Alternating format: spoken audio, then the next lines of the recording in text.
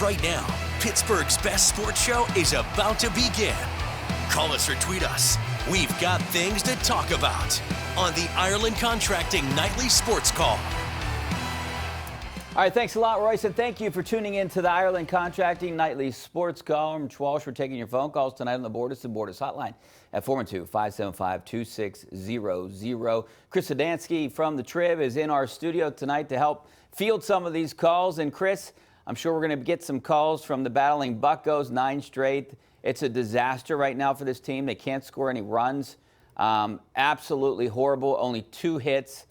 They lose 9 straight. Like I said, they lose 8-3 today. The problem is hitting. That's the big problem. The other problem is the bullpen. I don't even know what they do right now to fix it because, like I said a little bit earlier, they have so many injuries, Chris. And you got guys like Cal Mitchell playing who shouldn't even be here. Yeah, the attrition's taken it's affected all 3 parts of the team too. The bullpen has been really hit by injury. The lineup's really now getting hit by injury, and the starting rotation has been decimated by injury. And the performance at all 3, it's not a total coincidence, but it also, I think, all 3 aspects of the team were playing a little bit over their heads maybe in April, and we're seeing that now. But this has been, since that 28 start, you take that win percentage, you're talking over 100 losses since then, and it's not a small sample size. We're up to about almost 2 months now worth of games. They're, the 3rd worst team in the league over that time. It's really getting ugly right now for the Pirates. Yeah, we thought it was ugly in May when they dropped 12 of 14, and right, they said, hold my beer, and now it's 9 straight, and they look even worse now than they did then. I just don't know what to make of this team. Like I said before, I thought this was such an important 9-game stretch for the team, and they lost all 9. They couldn't win 1 game. Yeah, and it's like you said, there's a lot of ugly losses here too, with shutouts, 2 hitters against, getting blown out with 8-0. Now they've played the hand of calling up their top prospect already. Instead of looking for that jolt of electricity, maybe like the Steelers similarly during their season had that one card to play and putting Kenny Pickett in there for an adrenaline shot, and the Henry Davis thing hasn't helped the team at least so far. So, yeah, and I don't know. And you look at right now where the rotate. Remember.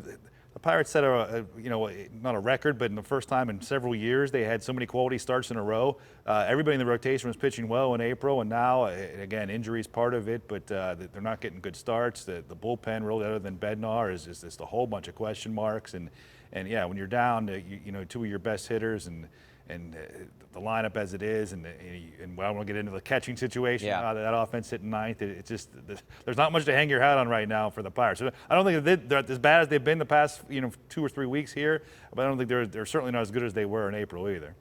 Yeah, definitely not. So they go from 1st to 5th place right now.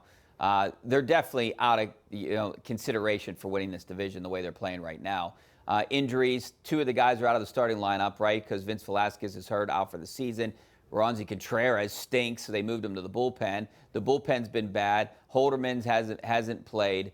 Just so many issues right now. So what do you do? Where do we go from here? I mean, for me, and I've been saying this for a couple weeks now, I do have Bucco fever. I want them to win, but I'm saying, you just got to scratch whatever you think you were going to do.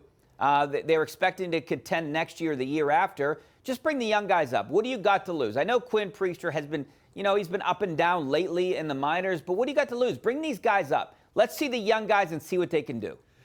You know what, Richie, arguably longer term, bigger picture, more concerning maybe than their play of the past 2 months is that during 2023, their prospects, other than Henry Davis, haven't really had good seasons or haven't given you, there isn't much things to hope from that. Henry Rodriguez is not hitting well in AAA. He might have been here by now, or might have been here ahead of Henry Davis if he had been hitting better in AAA. Quinn Priester's just been meh. A lot of these other prospects that were supposed to be, maybe not in the major leagues yet. There's no buzz in the prospect. It's none of them are bust at this point. I don't think certainly they still have a better than average farm system. Probably a top 10 farm system in baseball, but.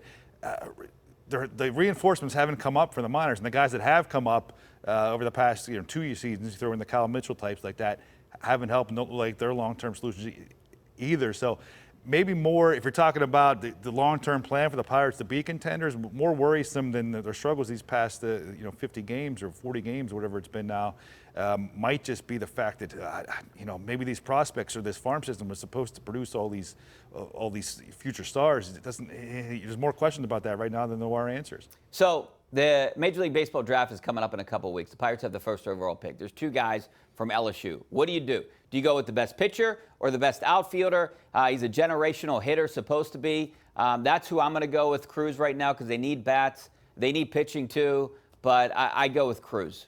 Yeah, from my point of view, and I'm not going to pretend I'm a scout or even really that much into reading other people's scouting reports of Major League Baseball for that draft, it seems like Cruz has been the top player for a long time now. And so if he's the top player on your board, I think it's pretty simple. I don't think you do this thing where you worry about pitcher or hitter or whatever. If Cruz is rated higher, and obviously they're different positions or different players, so it's hard to compare players to different positions, especially when we're talking about pitcher and hitter. But you do it in football all the time. You're evaluating an offensive tackle and a wide receiver, or a cornerback and a quarterback. So you have to evaluate these guys and make your board a certain way.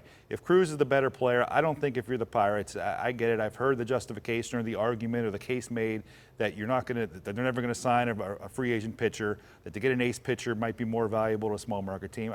There's a little bit of truth to that, I guess, but you also you need really good players, right? You need to take the best player available, and if Cruz is your scouts tell you is the better player, you got to take him. You don't overthink it and take the second best guy because of pitchers or whatever other position needs. And you cannot worry about signability, Chris. You can't do it. We got to take a break. We're going to take some phone calls coming up next. Stay right there.